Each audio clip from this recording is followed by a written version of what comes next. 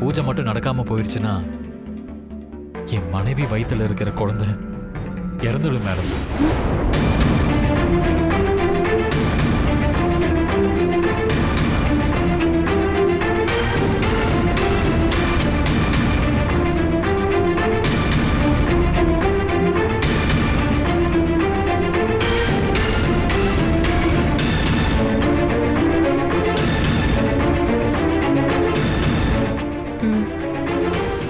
சரி அசோக், உங்களுக்காக நான் இந்த பூஜையை பண்ண ஒத்துக்கிறேன். உங்க மனைவி மேலேயும் குழந்தை மேலேயும் நீங்க வச்சிருக்க அன்பை பார்த்தா எனக்கு ரொம்ப பிரமிப்பா இருக்கு. ரொம்ப thanks madam. Okay okay, it's okay. வாங்க. சின்னையா இந்த பூஜையை நடத்துறதுக்கு ரொம்பவே கஷ்டப்படுறாரு.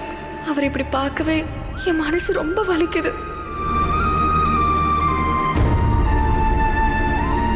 சாமி, டாக்டர் பூஜை பண்ண ஒத்துக்கிட்டாங்க. எங்க தனியா கூட்டிட்டு போய் அந்த டாக்டர் கிட்ட அசோக் அப்படி என்னங்க சொல்லிருப்பான்?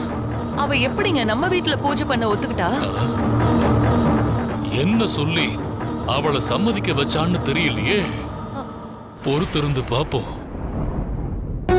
டாக்டர், நீங்க இந்த பூஜையை பண்ண சம்மதிச்சதுல எனக்கு ரொம்ப சந்தோஷம். அதே சமயத்துல உங்களுக்கு ஒரு வேண்டுகோளையும் வைக்கிறேன். தாராளமா சொல்லுங்க சாமி.